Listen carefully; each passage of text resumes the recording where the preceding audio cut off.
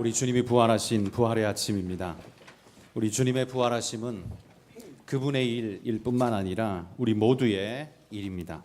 왜냐하면 그분의 부활이 없었다면 우리의 부활도 없었을 것이며 사망의 권세 아래 우리는 여전히 매여 있을 것이고 하늘의 소망은 꿈꿀 수 없는 일이 되었을 것이기 때문에 그렇습니다.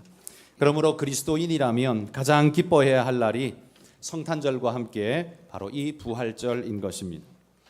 부활절을 맞아 부활이라는 것이 주는 메시지가 무엇인지 먼저 우리가 한번 생각해 볼 필요가 있을 것 같습니다. 부활이 주는 메시지, 어떤 의미일까요? 먼저는 사망이 모든 존재의 최종권자가 될 수 없음을 선포한 사건이 바로 부활입니다. 모든 존재가 결국은 사망으로 끝나버리고 누구도 그에 대해 예외가 없다면 모든 존재는 허무에 벗어날 수가 없을 겁니다. 모든 노력은 결국 사망에 갇힌 발버둥에 지나지 않을 것이며 그 어떤 영광도 사망의 권세를 넘어설 수 없는 것이 되고 말 것이기 때문입니다. 최고의 영광은 그래서 다른 어떤 것이 아니라 사망이 가져가게 될 것입니다. 아무리 많은 재물을 모아도, 아무리 체력이 대단해도, 아무리 거대한 제국을 이루었다 해도 결국 사망 앞에서는 거의 재롱 떠는 수준밖에는 될 수가 없는 것이지요. 그러나 부활은 사망이 최종 권세자가 될 수 없음을 선포한 사건입니다. 사망이 하나님처럼 위세를 떨치려 하지만 사망이 하나님을 대신할 수 없음을 명확하게 선포한 게 부활이라는 말입니다. 사망은 하나님과 견줄 수 없는 보조적인 능력밖에 없는 것이죠.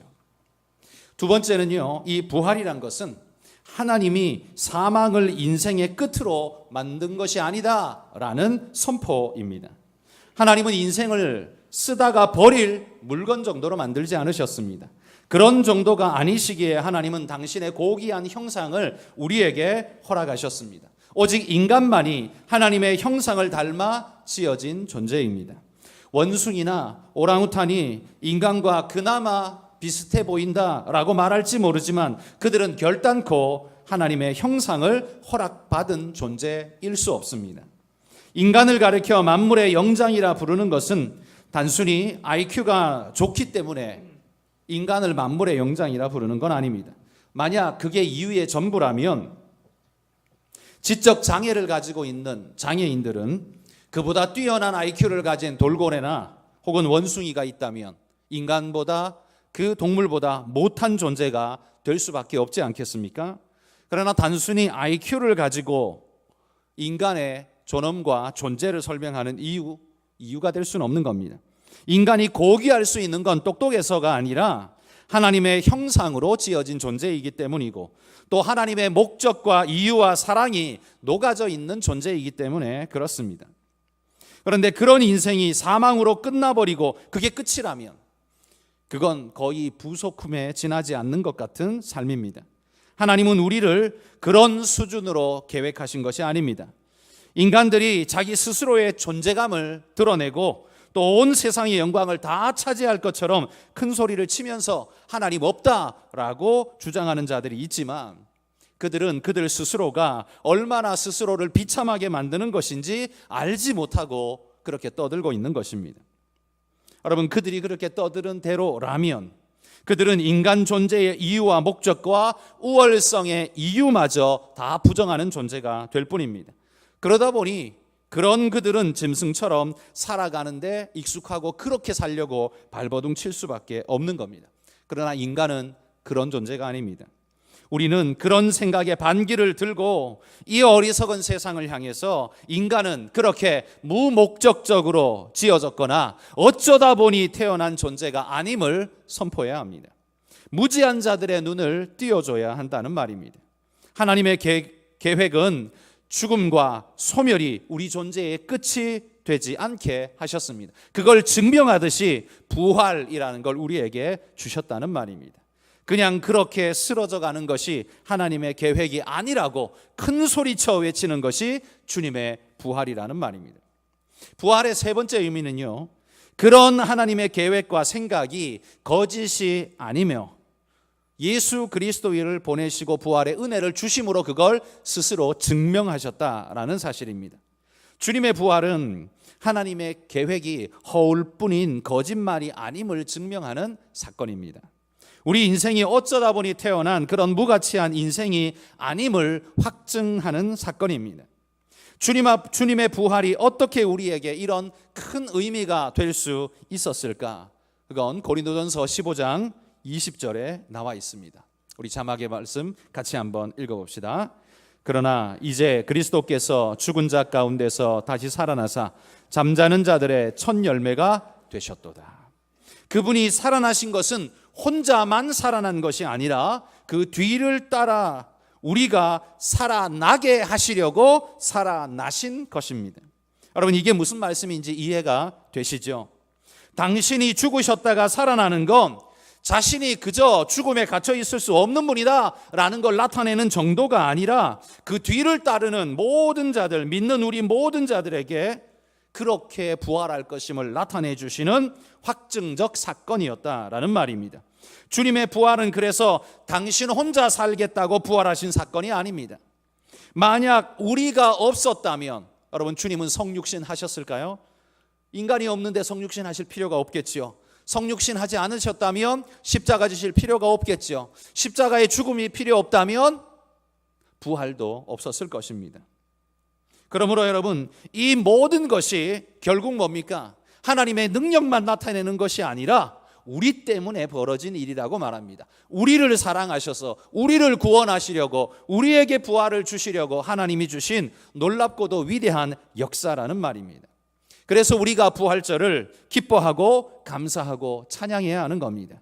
주님의 부활이 없었다면 우리는 아무것도 아닌 존재이기 때문에 그런 것입니다.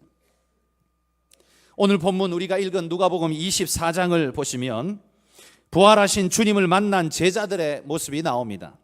이 제자들이 누구인지, 언제 예수 믿었는지, 어떻게 예수님을 따라다녔는지는 우리가 잘 모릅니다. 단 한 가지 아는 사실은 18절에 그 중에 한 사람 이름이 글로바라 이야기하는 것 외에는 아는 바가 없습니다. 그러나 이들은 주님을 몰랐던 자가 아니죠. 사랑했던 자입니다. 주님 말씀을 듣고 따랐던 자입니다. 그분 때문에 소망을 가졌던 자입니다. 그런데 지금 어디로 가고 있습니까? 부활하신 주님을 두고서도 여전히 옛날 삶으로 돌아가고 있는 그들의 모습을 보여줍니다. 저는 이 사실이 우리에게 굉장히 묵직한 깨달음을 준다고 생각합니다. 그게 무엇인고 하니 예수님을 좋아했던 사람입니다. 그분의 말씀을 들어보니 옳다라고 인정했습니다. 그리고 그분 따라다니면서 그 말씀을 더 듣기를 원했었습니다. 그런데 그들이 부활하신 주님을 만나고 그 부활의 믿음을 갖지 못하자 어떻게 됩니까? 과거로 회귀하는 모습을 보이고 있습니다. 부활을 깨닫지 못하자 그들은 과거로 돌아가는 자가 될 뿐 삶의 열매 맺는, 믿음의 열매 맺는 자가 되지를 못한다는 겁니다. 그러니까 여러분 보십시오. 주님을 알고 주님을 따랐고 그 말씀을 즐겨 들었다 할지라도 부활의 신앙이 없다면, 주님이 부활하셨다는 사실을 믿지 못한다면 그 앞에 모든 일들은 그저 공자왈 맹자왈 하듯이 그냥 좋은 말씀 들은 걸로 끝나버리는 그런 일이 되고 만다는 겁니다. 그러므로 여러분, 부활은 그저 주님이 살아나셨다 단순한 사건 정도가 아니라 우리 믿음의 마침이며 완성을 보여주는 것입니다. 교회는 나오는데, 예배는 드리는데 그가 부활의 주님을 만나지 못하고 부활을 믿지 못하면 그 사람은 결국 과거로, 과거의 자기 삶으로 돌아갈 확률이 매우 높아지는 겁니다. 부활의 주님을 확실히 믿지 못하면 그저 도덕적 가르침에 목말랐던 한 사람이 스승을 잃어버리고 과거로 돌아가는 안타까운 사람이 될 뿐이라는 말입니다. 그러므로 여러분, 부활이 얼마나 중요한가를 보십시오. 어떤 이는 이렇게 말할 겁니다. 부활은 못 믿겠지만 주님이 이 땅에서 하신 말씀이나 사역은 사랑과 귀한 말씀 주셨으니 그 말씀은 꽤나 내 마음에 감동적이고 내 마음에 새길만 하다. 여러분, 이렇게 말하는 사람은 신앙인일까요? 아닐까요? 저는 이런 사람은 신앙인이 아니라 도덕가라고 생각합니다. 여러분, 도덕가의 결국을 보여주는 게 바로 글로바입니다. 부활을 알지 못하는 종교인의 결국은 과거로 돌아가는 것일 뿐입니다. 주님을 따랐던 역동적인 시간은 한낮 일장춘몽이 될 뿐입니다. 부활로 완성하지 못한다면 말이죠. 오늘 엠마오로 돌아가는 이 제자에게서 이 제자들에게 나타나셔서 부활을 알리시고 보이시고 확신시켜 주시는 주님의 사건을 우리가 살펴보면서 예수 부활이 주는 열매가 얼마나 대단한가를 우리가 함께 살펴보고자 합니다. 예수 부활의 열매, 우리에게 주시는 큰 축복이 뭔가? 첫 번째는요, 예수 부활이 가져다주는 첫 번째 열매는 31절에 보시면 눈이 밝아졌다라고 말합니다. 그전에는 눈을 감고 다녔다는 말입니까? 아닙니다. 눈은 뜨고 다녔습니다. 갈 곳 찾아갔고 지금 엠마오로도 길 찾아 잘 가고 있습니다. 그러나 영적으로는 시각장애인과 다를 바 없었다는 말이죠. 보기는 보는데 보지를 못했다는 말입니다. 이 말 같지도 않은 말이 어떤 말인지는 여러분이 이해하시리라 생각합니다. 글로바는 눈을 뜨고 다녔습니다. 길도 찾아다녔습니다. 고향 가는 길이 어디인지 알고 있었습니다. 그런데 정작 그분 당신들 앞에 나타난 주님을 보면서도 보지를 못했습니다. 알지를 못했습니다. 부활의 주님이 앞에 계신데도 알지를 못합니다. 봐도 모르는 거죠. 여러분, 우리는 보면 안다, 내가 보면 안다라고 말하지만 정말 사람이 보면 다 압니까? 그렇지 않습니다. 여러분, 성경을 보는 사람이 다 믿음을 갖습니까? 아닙니다. 그러면 얼마나 좋겠습니까마는 그러지를 못합니다. 성경을 보고도 뒤로 던져버리는 사람들이 얼마나 많습니까? 눈은 보는데 그 문구는 해석이 되는데 그 믿음으로 작동하지를 못합니다. 그것이 내 안에서 믿음으로 작동하지를 못합니다. 성경은 바로 이런 자들을 가리켜서 영적 소경이라고 말합니다. 보기는 보는데 눈은 떴는데 영적으로 깨달음이 없어서 그 은혜의 자리에 들어가지 못하는, 그게 영적 소경이라는 거죠. 주님을 눈으로 보면서도 모르는 이 글로바와 또 한 제자처럼, 그런데 이 제자들과 함께 걸으시면서 주님은 모세와 선지자의 글로부터 시작해서 모든 성경에 쓴 바 자기에 관한 말씀을 자세히 설명해 주십니다. 그때에서야 이들의 눈이 열리기 시작합니다. 그리고 떡을 떼시며 축사하시고 기도하고 그들에게 먹을 것을 주실 때 그들은 이분이 주님이시구나라는 사실을 깨달아 알게 됩니다. 과거에 주님과 함께 할 때 주님이 늘 그렇게 자신들에게 먹을 것을 주실 때 그 모습을 보면서 이분이 주님 맞구나라는 사실을 그제서야 알게 된다는 거죠. 여러분, 교회 다닌다고 모두가 다 주님을 제대로 아는 건 아닙니다. 30년을 다녔는데도 주님을 만나지 못하고 글로바 수준의 신앙으로 머물러 버리다가 조금만 힘들고 어려운 일이 일어나면 금방 돌아서서 엠마오로 가버리는 성도들이 얼마나 많습니까? 오늘 부활절은 바로 그런 신앙인들을 깨우시려고 주님이 주신 복된 날 선물인 줄 믿습니다. 여러분, 한가람의 우리 모든 성도님들은 부활의 주님을 만나시고 성경을 밝히 열어주시는 하나님의 은혜를 받아 누리시기를 축복합니다. 여러분의 눈이 밝아져서 주님을 알아볼 수 있기를 바라고요. 삶의 순간순간마다 하나님이 여러분을 터치해 주시는 하나님의 은혜를 느끼고 알고 깨닫는 그런 믿음의 사람들이 되시기를 축복합니다. 부활하신 주님이 우리에게 주시는 첫 번째 선물, 눈을 밝히시는 축복이라 했습니다. 바울도 에베소 성도들을 위해 기도할 때요, 그 기도의 첫 번째 제목이 무엇이었냐 하면 에베소서 1장 18절 같이 한번 읽어봅시다. 너희 마음의 눈을 밝히사 그의 부르심의 소망이 무엇이며 성도 안에서 그 기업의 영광의 풍성함이 무엇이며. 기도의 첫 번째가 뭡니까? 너희 마음 눈을 밝혀주시기를 기도한다라고 말합니다. 왜 마음 눈을 밝혀야 할까요? 이유는 뭐냐면 부르심의 소망이 무엇이며, 이게 뭐예요? 부르심이 너희에게 주어져 있는데 그걸 깨달아 알기를 원하는데 그러려면 너희 눈이 밝아져야 하는 거죠. 깨달아야 한다는 거죠. 그래서 너희 눈이 열리기를 바란다는 겁니다. 하나님의 부르심이 없는 게 아니에요. 이미 주어져 있는데 그걸 주어져 있는 그 부르심을 깨닫기 위해선 우리의 영적인 눈이 열려야 한다는 겁니다. 그리고 그 기업에 하나님이 주신 은혜의 축복이 얼마나 풍성한지 이미 주어져 있는데 영적인 눈이 닫혀 있으면 그걸 알아보지를 못한다는 거죠. 은혜가 있어도 은혜인 줄 모르는 거죠. 그러기에 눈을 열고 보기를 원한다. 그걸 놓고 기도한다는 겁니다. 여러분, 하나님이 우리에게 주신 축복이 없는 것이 아닙니다. 없어서 하나님 내게 이거 주십시오. 여러분, 우리는 그렇게 기도하지만 사실 그게 아닙니다. 하나님은 우리에게 축복을 주셨는데 단지 우리에게 없는 게 뭐예요? 그걸 보는 눈이 없는 거예요. 그러니 무슨 기도를 해야겠습니까? 눈을 열어 보게 해달라고. 하나님이 내게 주신 놀라운 은혜를 내 눈을 열고 발견하는 은혜의 축복을 달라고 기도해야 합니다. 그래서 바울이 에베소 교회를 향해 너희 마음 눈을 밝히사 라고 기도하는 겁니다. 그 영광의 풍성이 얼마인지를 보기를 원한다라고 말하는 겁니다.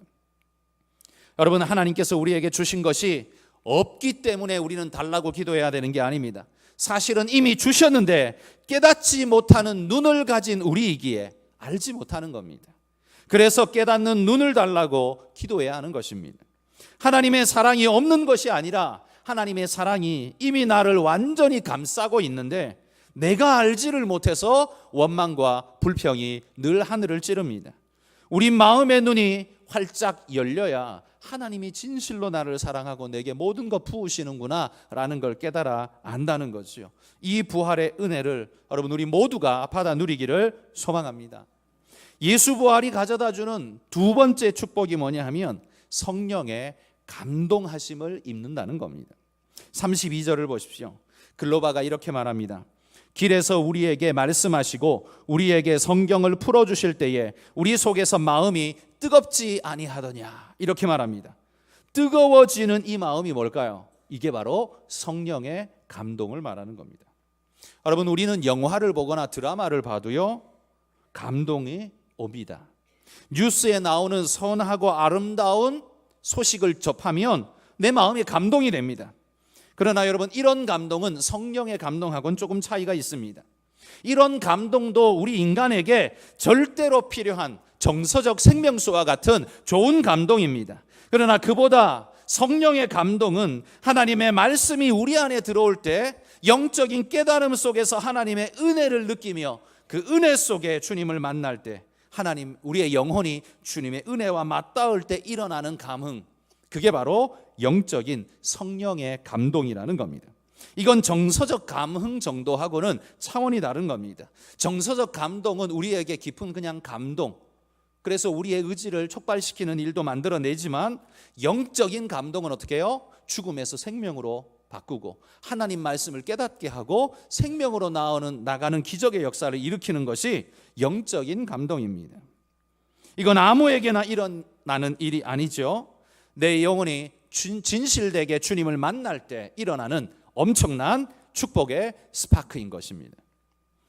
그 살기등등하던 사울이 다메섹 도상에서 주님을 만나고 그의 심령에 성령의 역사가 일어나자 어떻게 됩니까? 그의 눈에 비늘 같은 것이 벗겨집니다. 그의 인생을 뒤덮고 있던 것이 벗겨지고 자유케 된 것이죠. 그는 이전까지만 해도 자신이 가려진 존재라는 걸 몰랐습니다. 자신은 자유인일 뿐만 아니라 옳은 일을 위해서 전사같이 자신의 삶을 불태우는 존재라고 믿었습니다. 그러나 주님을 만나는 순간, 그 영적 감동을 덧입는 그 순간 그 인생을 뒤덮고 있던 그 눈의 비늘 같은 것이 벗겨집니다. 이때로부터 봐야 할 것을 제대로 보고 인생의 목표를 바로잡고 하나님을 직접 말씀을 대면하고 그 말씀을 따라가는 인생이 되는 거지요. 여러분, 주님을 만나는 것이, 영적인 감동을 얻는 것이 얼마나 중요한가를 보십시오. 신방하다 보면요 이런 가정들을 참 많이 만납니다. 우리 자녀들이 주일학교 다닐 때는 교회를 그렇게 잘 나갔는데 커서는 나가려 하지 않습니다. 교회를 떠난 지가 벌써 오래됐습니다. 탄식의 이야기를 자주 듣습니다. 여러분, 우리 자녀들이 어릴 때는 주일학교 그렇게 잘 나갔는데 자라면서 왜 안 나갈까요? 왜 그런 줄 아십니까? 재미없어서가 아니라요 성령의 감동의 역사를 경험하지 못했기 때문입니다. 영적인 은혜라는 걸 맛보지 않았기 때문에 육신적으로 표면적으로만 교회를 출입하다가 재미가 없고 자기 삶이 바쁘고 여러 가지 유혹이 생기니까 이걸 쉽게 놔버리는 거죠. 이거 놓는데 부족함이 전혀 없는 겁니다. 이게 바로 글로바 신앙인입니다. 성령에 감동되는 역사를 경험하지 못한 사람은 여러분 무리로 남습니다. 그리고 결국 과거로 회귀합니다. 엠마오로 돌아가 버립니다. 그러나 부활의 주님을 만나고 비록 약했지만, 비록 부인도 했지만, 비록 연약하고 미련한 모습을 나타내기는 했지만 주님의 부활하신 주님을 만나고 성령의 감동하심을 덧입은 제자들은 사도가 되었습니다. 부활의 증인이 되었습니다. 죽음 앞에 불사하는 그런 삶이 완전히 바뀐 존재가 되었다는 거죠. 내 삶이 무기력하고 신앙생활이 무미건조해 보이십니까? 여러분, 그건 어찌 보면 부활하신 주님을 만나지 못하고 말씀과 내가 1대1로 접촉하는 영적인 감동을 내가 경험해 본 적이 없다면, 하나님의 은혜를 그렇게 만나본 적이 없다면, 여러분, 우리는 그런 무미건조함에 푹 빠져서 엠마오로 돌아가는 자가 되고 말 것입니다.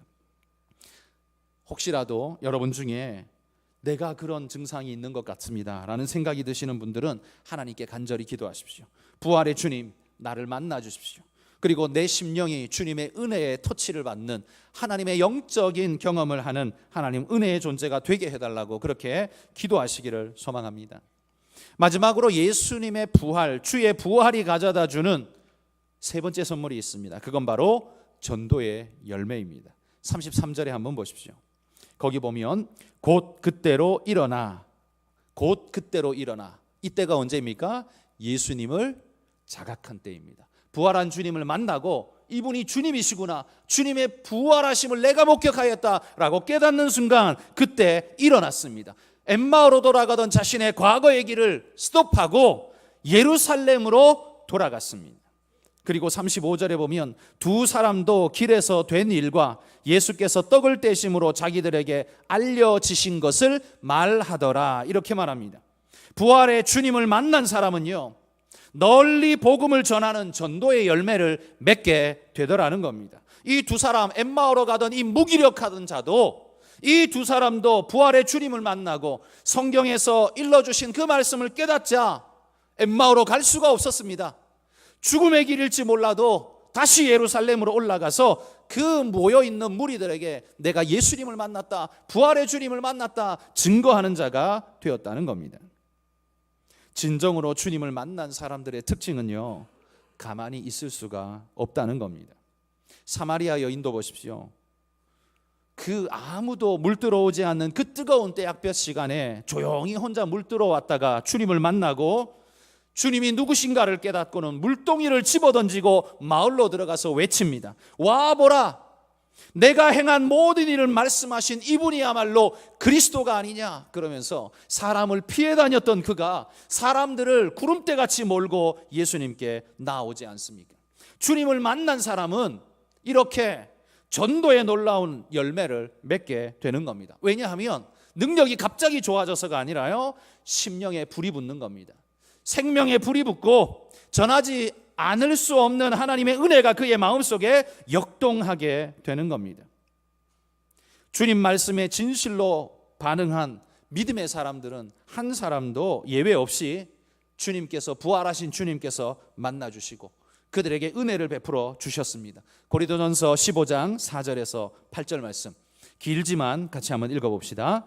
장사 지낸 바 되셨다가 성경대로 사흘 만에 다시 살아나사 게바에게 보이시고 후에 12 제자에게와 그 후에 500여 형제에게 일시에 보이셨나니 그 중에 지금까지 대다수는 살아있고 어떤 사람은 잠들었으며 그 후에 야고보에게 보이셨으며 그 후에 모든 사도에게와 맨 나중에 만삭되지 못하여 난 자 같은 내게도 보이셨느니라. 부활하신 주님은 모든 그 제자들에게 나타나셨습니다. 몇 명에게 나타났습니까? 적어도 500명 이상에게 나타났습니다. 게바에게 보이시고 12 제자에게 보이신 다음에 500여 형제에게 일시에, 그것도 단번에 보이시고, 그 다음에 그의 동생 야고보에게 보이시고, 그 다음에 모든 사도에게와 맨 나중에 만삭된 자 같은 자기에게도 보이셨다, 이렇게 말합니다. 부활의 주님은 부활하고 가버리신 게 아닙니다. 부활하신 주님은 믿는 자들, 당신을 따랐던 자들에게 당신을 나타내 보이며 부활을 증거해 주셨습니다. 그리고 뿐만 아니라 부활하신 주님을 만난 그 사람들은 하나같이 어떻게 변하였느냐? 성령의 큰 감동에 사로잡혀서 이제는 죽음을 두려워하지 않는 전도자로 탈바꿈하게 됩니다. 사도행전 2장 1절에서 4절 말씀 읽어봅시다.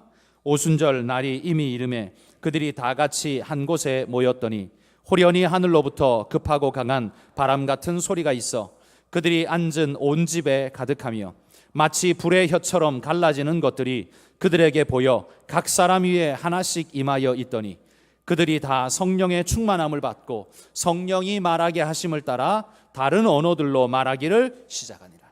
이들이 여러분 마가의 다락방에 들어갈 때 어떤 자세였습니까? 두려움으로 마가의 다락방에 들어가 문을 꼭꼭 걸어 잠그고 자기들이 여기 있는 것을 드러내지 않고 숨어서 기도했습니다. 그런데 주의 성령이 그들에게 임할 때, 부활의 주님을 만난 그들에게 성령이 임할 때 그들은 죽음을 불사하고 뛰쳐나와서 거기에 매여 있을 수 없고 복음을 전하는 자로 탈바꿈하게 됩니다. 그때는요, 누구도 그들을 막을 수 없는 자가 되어버렸다는 겁니다. 여러분, 이 모든 과정을 보십시오. 부활하신 주님이 만나주셨습니다. 그 다음에 그들에게 성령이 임했습니다. 그러자 그들은 뜨거운 전도자가 되었습니다. 부활과 성령과 전도는 떨어지지 않습니다. 마치 한 덩어리처럼 하나 되어서 삼위일체같이 움직이고 있는 것을 우리가 발견할 수 있습니다. 사도행전에 나오는 제자들을 가리켜 부활의 증인이라고 부르는 이유가 바로 이것 아니겠습니까? 부활을 만난 그들을 하나님께서 성령을 부어주시고 성령의 은혜가 뜨겁게 임하자 그들은 가만히 있을 수 없는 존재가 되어버렸습니다. 복음의 전도자가 된 것입니다. 그래서 그들이 뜨겁게 전도한 그 복음이 오늘 우리에게까지 전달되어서 2000년이 넘도록 여러분 이 복음은 식어지지 않고 오늘도 뜨겁게 우리 가운데 전달되어 있는 것입니다. 그리고 주님이 오실 그날까지 계속해서 달려갈 것입니다. 부활의 주님, 성령의 뜨거운 이 역사는 여러분 2000년이 지나도 꺼지지를 않습니다. 앞으로 주님 오실 때까지도 전혀 꺼지지를 않을 것입니다. 이 일에 동참하며 뛰어야 될 사람이 누구입니까? 바로 성령 받은 사람, 부활의 신앙을 가진 사람, 우리들이라는 말입니다. 부활절을 맞은 우리가 누리는 기쁨은 여러분 그냥 나 죽으면 천국 갈 거야, 하나님 그렇게 말씀하셨어. 여러분 이 정도가 아닙니다. 나 죽으면 천국 갈 거야 정도가 아닙니다. 이 땅을 살아가며 성령의 감동을 따라 역동적으로 살아가게 될 것입니다. 삶이 어디로 향해야 되는가 갈 바를 알지 못하고 그러면 일단 삶의 재료인 재물이나 많이 모아놓자. 그래야 내가 어디로 가야 될지 모르지만 일단 그거라도 있어야 다음에 뭐라도 해보지. 여러분 그렇게 살지 않는다는 겁니다. 우리는 물질에 우리의 삶의 소망을 걸고 삶의 방향성을 물질에게서 찾는 게 아니라 하나님에게서 발견하고 물질을 재료로 불살라서 하나님께로 달려가는 역동적인 존재가 된다는 겁니다. 그러므로 여러분 하나님을 만난 자와 하나님을 모르는 자의 삶은 천지 차이일 수밖에 없는 겁니다. 삶 자체가 색깔이 전혀 다를 수밖에 없는 겁니다. 그러면서 스스로가 하나님의 부활의 증인되었다는 것, 주님의 부활의 증인이라는 사실을 잊지 않고 복음 전하는 사역을 계속적으로 감당하며 살아가게 된다는 겁니다. 이게 부활의 세 번째 열매라는 겁니다. 여러분 우리 모두는 주님이 주신 이 세 가지의 축복을 다 받아 누린 사람들인 줄 믿습니다. 여기 계신 여러분들은 말씀을 통해 그 영적인 눈이 열렸기에 오늘도 이 자리에 나와서 주님을 예배하는 줄 믿습니다. 여기 오지 않고 장사를 하면 돈을 더 많이 벌 텐데 그거 포기하고 여기 올 믿음을 여러분은 가지셨습니다. 뿐만 아니라 여러분의 심령 속에 성령의 감동을 받아서 하나님의 말씀에 대한 갈망이 있고 그 말씀은 오늘도 사모하여서 이 자리에 나와서 주님 앞에 부르짖는 겁니다. 그렇다면 이제 여러분이 그 열정 가지고 돌아가서 뭘 해야 되겠습니까? 복음의 전도자가 되어야 할 것입니다. 그건 말주변이 좋아서 하는 게 아니라요, 여러분 속에 역사하신 하나님의 은혜를 그냥 이야기를 해 주십시오.